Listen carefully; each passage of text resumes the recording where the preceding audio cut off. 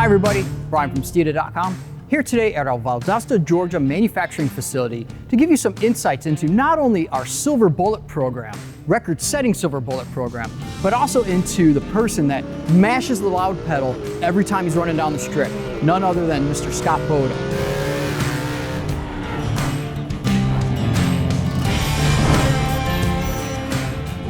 Behind every great project is a mad scientist who has the desire to put it together, and there's no one that fits this description better than Mr. Scott Boda. Thank you for joining us today. Thanks, Brian. Appreciate it.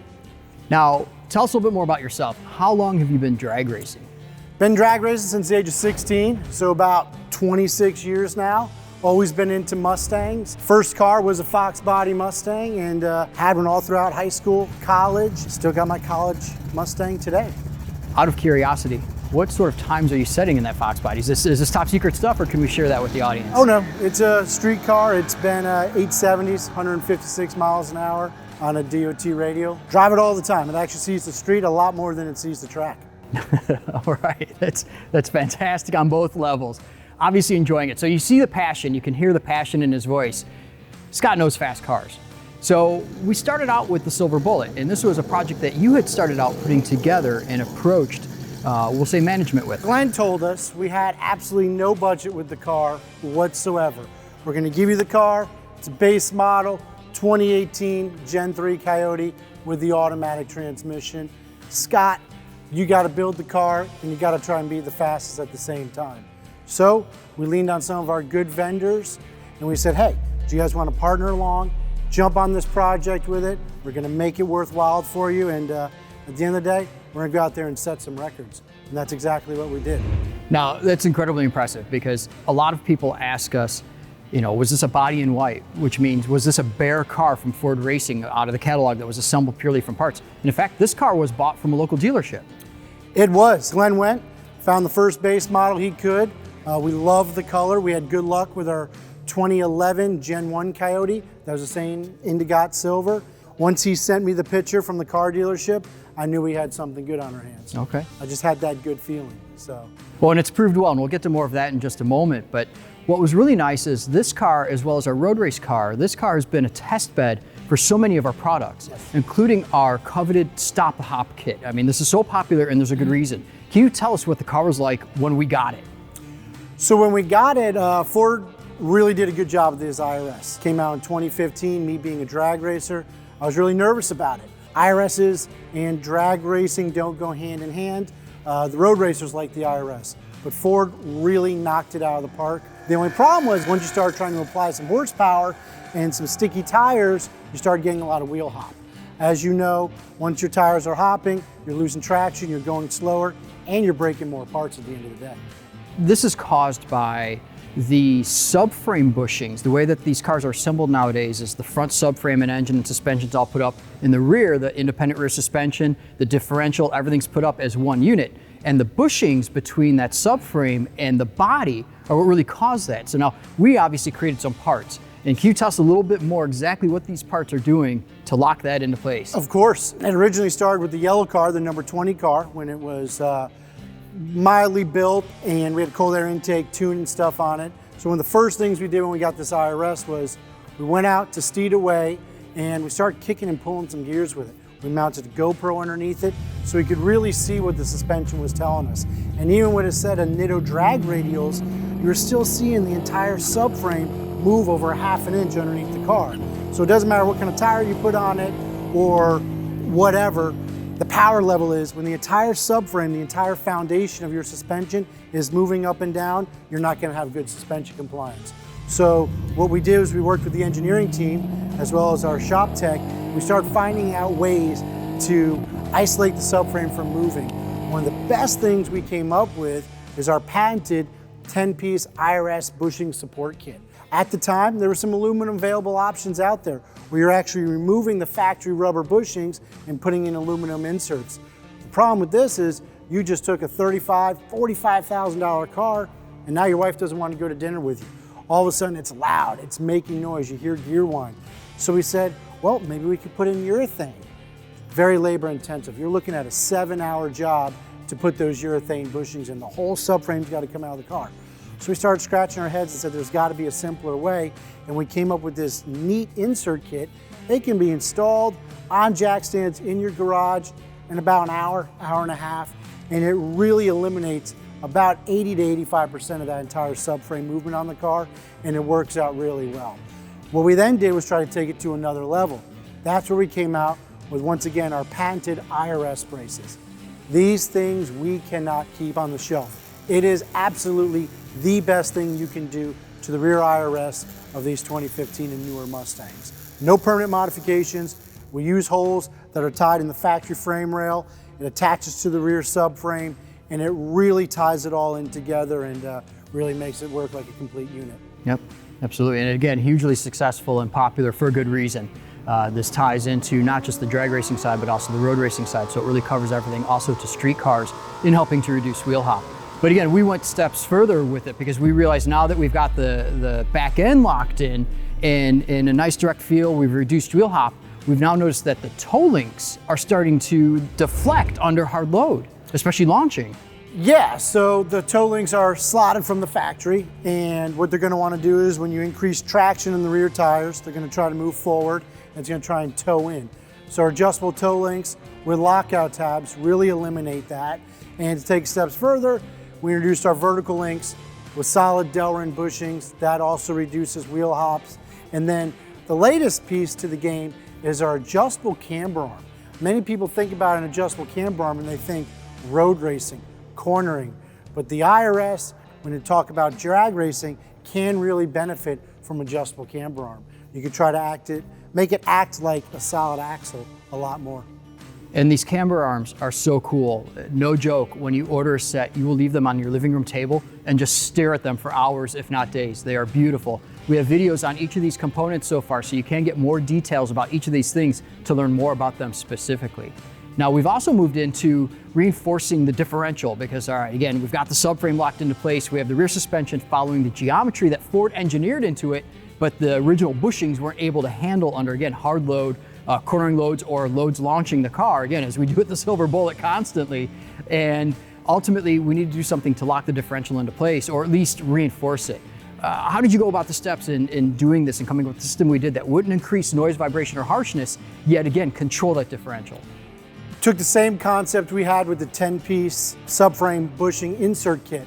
We said, how can we fill these voids? So now we're looking at the video underneath the car, we're slowing it down, and we can see that now we have the subframe, we stopped it from moving, but now the diff is moving and your pinion angle is changing. Because now, once you add rigidity to one place, it's gonna transfer that energy and inertia to somewhere else. So we came up with our diff bushing insert kit. Once again, no permanent modifications. We give you two different bushings, a 70 durometer red bushing, a hard 95 durometer black bushing. For the all-out racers, we got solid aluminum pucks that go in there. But once again, we don't want to ruin the car. I tell people all the time, it's easy to make race car parts, right? You make everything solid, you make things adjustable, but to make street parts perform like race car parts really takes an art. It takes a lot of finessing, and that's what we've done with these components. We don't want to ruin this vehicle. Ford did a killer job on it. They really knocked it out of the park, but those diff bushings is another component that really help aid in trying to get that traction when you're applying the horsepower.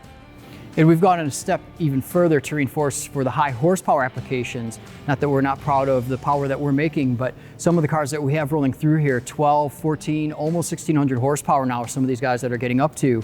And we found that it was necessary to through bolt the differential. We've actually also created reinforcement brackets and braces for the rear differential. So what that piece is basically a lot of the cars nowadays are going faster with the automatic transmissions. Let's face it, you can't shift as fast as the technology nowadays with a manual transmission. So what we did is these cars come with aluminum pumpkins from the factory. The cast iron ones come in the manual cars. Problem is the aluminums, people were shearing the front ears off them. While through bolt kit is good, we found a way to actually put the bolts into triple shear and really support those front ears. The beauty of it is we don't have to drill out the factory threaded holes for these diff ears. We actually made in-house 4140 chromoly heat treated 130 millimeter long bolts that aren't available anywhere in the world. that we make right here in the machine shop behind us. So what we're able to do is support those front diff ears and really lock in that diff so that when you are applying 1,260 horsepower like Donnie Gilder is, you don't have to worry about snapping those front ears off of your diff. You can really get that durability you're looking for. So when you're done racing the car at the track, you can still drive it home. And as always, anytime you're working through one aspect of the car, so we moved from the subframe, getting that tighter, now the differential is the problem. So now we move into suspension, the rear shocks and the rear shock mounts. Now again, Ford did a great job on these IRS cars, but the reality is that the factory shock mounts in the back, just simply the diameter of the bushing is just way too soft. And so with an aftermarket shock, even a stock shock and hard launches like you would see at a drag strip with sticky rear tires, those tend to blow out. So we went ahead again, and we're not going to do something that is just good. In fact, we're not even going to settle for great. So tell us a little bit about what we set up as far as our rear shock setup, and in particular, the really magical upper mounts that we have for those rear shocks. Yeah, so that was a great part we'd introduced to the market, and it's why the internet is so important. So what we saw was a lot of aftermarket drag shocks becoming available, but they weren't made specifically for this car. So therefore you had too much length in the shocks. And when these cars are squatting upon launch, they were blowing out these factory rear shock mounts. So we got together with engineering, we said, hey, let's make a more durable unit. We used the same COM 12T bearing that we've used in our Fox body camber plates for over 30 years. So we put that in the back of the car with a billet T6061 aluminum mount, added a relief for more clearance, so now you could run up to a 315 rear tire in the back of these cars. And what it did was it put a lot more control in the rear shock, so you get more compliance. And when that car is applying that horsepower and you start to get into a little tire shake, you could actually drive through it. What we've added to the Silver Bullet is a set of our Pro Action Steeda shocks, which is a great unit, and we're able to really dial that in to, once again, help with the short time on these vehicles. And those same Pro Action shocks on Donnie's car has been a 123 short time, which is just absolutely insane at basically 3,900 pounds. One of the great things about our Pro Action rear shocks and strut set is that they're adjustable as well. So if you're going to the drag strip, you can set it to the springs that you're running, as well as set it up softer for the street. So again, a lot of you are driving your car on the street, and that's why this is so important to remember. This car came off of a dealer lot, we brought it in, we started doing modifications, and again, with you in mind, because we wanted to build something that we knew you would want to build. And that's where we landed where we are. Now this car also has our drag rear springs on it, correct? Yes, it does. Okay, perfect. So we have a drag rear spring set that's a little stiffer rate, brings the rake up a little bit more. So this means the back of the car is higher. And that's gonna help with weight transfer? It's gonna help because in this IRS setup, it really does squat the rear tire. The days of setting everything loose and just setting the car are long gone. Tire technologies come around a lot, as well as suspension technology. So the beauty of it is yes, with the increased spring rate of the rear drag springs, we're able to drive that rear tire into the ground to provide optimum traction. And one of the things that we've talked about in some of our other videos is weight transfer. It works both for you and against you sometimes. So as we're moving toward the front of the car and keeping along the lines of the suspension setup, we're running our coilover set up front with 125 ultra long travel springs. The long travel is important because you want the front of the car to be able to lift to some degree, but the low rate keeps it from lifting up too much, which means, again, immediate transfer to the back. Can you tell us a little bit about that dynamic in? Yeah, so basically with those front springs, they was talking about the ultra high travel. It's a B-shaped spring. It really allows us to not get into coil bind, so we can have a nice aesthetic look with the car while still having enough inertia in the front springs to get the front wheels up, get the weight on the back tires, provide optimum traction to get you down the track quicker every time. Now, a couple of the other magical components that are on the car, we did a bump steer kit as well, because again, we've got this much traction off the line, let alone trapping speeds over 140 miles per hour, which we're going to continue to see going faster. You want to make sure that the suspension geometry and the steering angles remain within factory almost, if you will, or better. Yeah, setting these alignments, bump steer kits, camber arms, it's just not for going around corners. It's actually for everyday use, as well as drag racing. Let's face it, the straighter up and down we can get those tires, the less rolling resistance, the quicker we can be in the car. There was a reason this car was the first 2018 into the 10s, and it was the first 2018 into the 9s also. Oh, it's man, all those little things. cut. Yeah. It's all those little things that really add up at the end of the day to really give you the goals that you're trying to achieve. So we've developed a number of suspension goods, but we also took it quite a few other steps further. And one of the additional products that we've developed is the closed top cold air box. Scott, can you tell us a little bit more about this? Yes, so the closed lid cold air box, it really developed on this car. It was with the factory testing when we were out there with this car, basically 100% bone stock with our open air element filter. As with everything, the factory's always trying to push the envelope and deliver a better product. And what we found was while the open air filter cold air kit is really good for making horsepower on the dyno, and it is aesthetically pleasing, at speeds, we weren't getting the results that we wanted to. So we started putting our heads together and saying, what can we do to come up with a better solution? So that's when we came up with our closed lid cold air intake for the 2015 and newer Mustangs. And what it's able to do is capture all the factory cold air feed coming in through the factory duct and ram it all into the motor at speed. So while it's not a dyno queen and we're not sitting here bench racing, it's going to prove and show the results at the track time and time again. It was tested on this car and people were going crazy. Well, how are you running so much more mile an hour than everybody else? You must have a gutted tin can.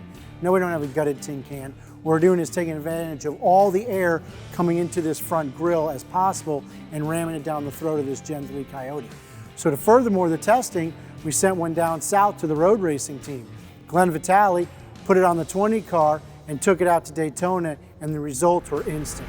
Improved lap times, colder air intake temperatures, and just increased performance all across the board. And what's great is, with both cars being an S550, we developed it with the 2018 intake manifold. And then carrying it a step further now, we've gone to the Cobra Jet intake manifold and offer this kit to fit either of those. So again, something where we're trying to make it available to you, somebody that may be interested in, again, taking a street car to the drag strip or taking a race car and driving it on the street. It's definitely a blend of both. Now, you touched on something there that was really important, and that was weight savings and the fact that the car is not a tin can. This car has air conditioning. You drive this car to the grocery store. I saw it on Facebook, so don't even try to tell us it didn't happen. We know that you're out there driving this car. This is the point, guys. It's so cool. But let's talk a little bit more about the weight savings, because again, it's neat stuff. Now, Anderson Composites is always been a great name in the industry, and they are tremendous guys over there. And we are running their trunk and their hood. Why did we choose their particular products other than the obvious reasons? Anderson Composites, great name in the business, always known for top-of-line components. Shout out to Steve Turner for telling me, just reach out to them, you never know. And we did, and it was right before Bradenton in 2019, and it really got some weight out of the car. We also added a CM Components rear seat delete, as well as our Steeda front and rear bumper supports. I'm gonna keep rolling on this lightweight stuff. It's also got our Steeda hardcore drag racing K-member. Saves almost 30 pounds over the factory unit. It's the only K-member on the market that delivers this kind of strength and still attaches to all the factory mounting points. We've got built-in tow hooks for it. It provides roll center adjustment, even for the drag race setup. Adjustable track width on the drag racing K-member, so if you do want to tuck the wheels in a little bit, you can do that as well. It's something that we're super proud of. That's another one of those items we just can't seem to keep on the shelf here. Well, and it's hugely popular for a number of reasons. You can retain the factory front sway bar, works with the factory power steering rack if you want to retain that, or eventually go to a manual rack. And just as importantly, it leaves tons of room for a twin turbo setup. And it utilizes all the factory mounting points, so you aren't losing any sort of stiffness. This thing doesn't drive like a wet noodle around town. In fact, it actually has better feedback than it did with the factory K-member. Completely right. We're not eliminating mounting points here. We're not telling you got to run a skinny tire. You can run whatever size front tire you want, and truth be told, I've got all the faith in the world in the drag racing K-member, because it's actually what we tested with first on the road race car. We just kind of made some tweaks to it to make it handle the turns at a much higher speed. Some other lightweight components we got on this car, the Silver Bullet, is bare brakes. Absolutely, probably the #1 way you can save weight on an S550 is with the bare drag brake setup. Saved 104 pounds, plus it's less rotating mass, which always helps out at the end of the day. Another one is our Race Star wheels. The lightweight wheels really do help us get down the quarter mile quite a bit quicker. Also, Optic Armor came through and hooked us up with front and rear windows, saving an additional 21 pounds. And something that's very important for the driver, obviously, is security. I mean, you can't mash the throttle if you're not well seated. So we also equipped the car with a Corbeau racing seat so that you are more secure in it. This also saves some weight. So again, weight savings, functionality, again, where we went. Now it goes beyond that though too, and we've started to talk about things that aren't Steeda. We do carry all of these products, but I mean, let's get to the engine. I mean, I know we used a VMP throttle body, and then we've gotten into American Racing headers as well, correct? Yes. So American Racing headers came on board right away. That was one of the key components to help push this car into the 10-second zone originally. Some of the other horsepower mods, we run a Cobra Jet intake manifold. It was ported by Brett Barber out at Airflow Solutions. Like Brian mentioned, we do run a VMP monoblade throttle body on the car. And over the course of the last year, summertime, we're in the summertime knowing that summer temperatures go up, can't really make a lot of horsepower, especially on an NA setup. So what are we gonna do to take the car to the next level? And what we did was reach out to Brett Barber again, and he had a program for these Gen 3 Coyote heads where he was actually able to port and polish the cylinder heads, replace the valves with some Ferrera valves, and Comp Cams came through and got us a set of their sweet Stage 3 NA custom ground camshafts to really make a lot of horsepower with this car. So those combined with a fresh rebuild of the transmission, McLeod Racing clutches in it, Circle D converters. Can't say enough about Chris Seahorn and the guys out there. They've sent us more than a half a dozen converters to test for this car. We're still not done testing yet, but that was one of the other key components to really help us push this car to the next level. And what's really neat about that is, again, we talk about you guys quite a bit in the sense that we want to present a car, a vehicle that you can build. And we've seen it. We have people right on the heels of what we've been able to achieve. And it's incredible. It's a huge compliment to all the effort that Scott and his team and the entire Steeda team have put into this car and, again, the other cars as well.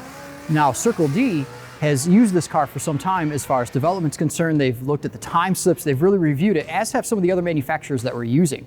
Now, just like the suspension though, as we're going through, we always get to the next weak link. So now that we've got the torque converter and the clutches ready to go, how is the transmission going to drive the rear differential? I know QA1 came in as well. Yes, QA1 came in, got a set of one of their carbon fiber drive shafts for the 10R80 transmission. Super lightweight, super durable. I've put over personally 160 passes on that drive shaft. Absolutely no complaint. It's a very, very key unit to it. The other thing is trying to dial in that 10R80, like you said, applying that power to the back tires. John Lund, can't thank him enough. Lund Tuning and Racing, they've been on board with us. Shortly after we got in the 10-second zone, we knew we needed to push the car further. One of the ways was trying to utilize the factory trans brake. Ford's got a factory trans brake hidden inside that calibration. All you need to do is get the wire harness, relays, wire it up, and all of a sudden now you can really launch this transmission, kind of like you're dropping the clutch. But can't say enough about the countless tunes that Lund Racing has come through for this car and really dials it in spot on every single time for us. And this is a great segue into the performance of the car. I mean, we know this is why you guys are watching. You want to know what the car has done, and really, let's start with where it started. I mean, the real goal was just to hit 10s with this car originally.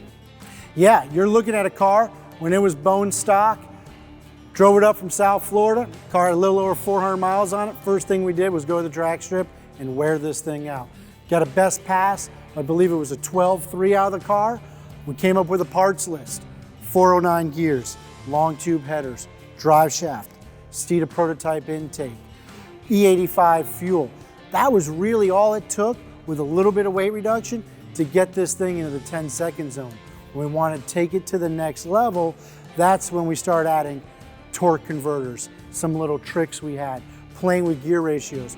When I say every single gear ratio has been in this car so that you, the consumer, knows what's best for you at the end of the day, it really has.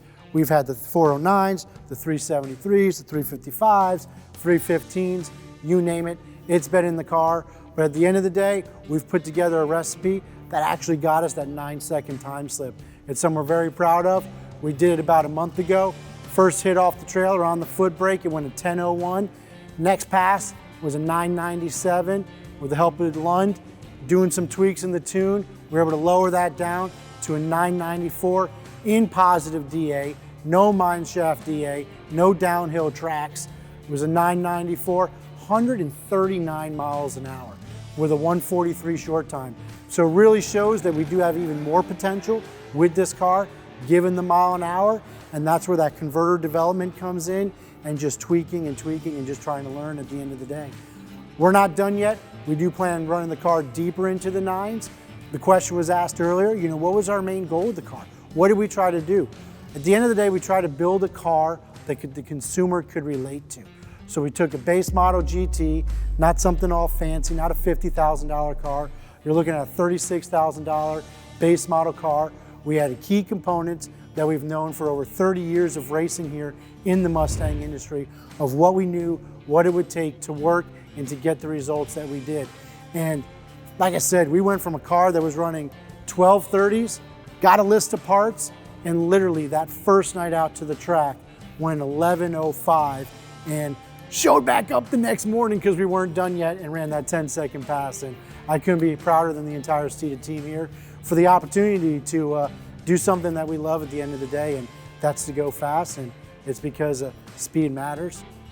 And again, to put all of these things to the ground, Mickey Thompson. I mean, Mickey Thompson came through with a killer tire, and we started running them when we were in the 10s, correct? Yeah, Mickey Thompson, awesome. Jumped on board, said, we'll get you taken care of. Got us some tires for the car. We were really happy with that. Even Amsoil reached out to us and said, hey, we're gonna hook you up with some of our synthetic fluid for the car as well.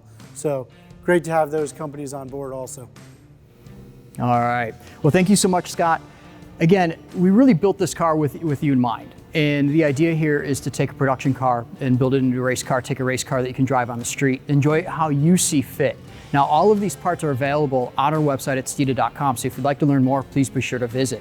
If you enjoyed the content of this video, please definitely share it with other enthusiasts, because we tried to share a bunch of information about how you can keep nipping at the heels of our 9-second runs. And most importantly, have a great day.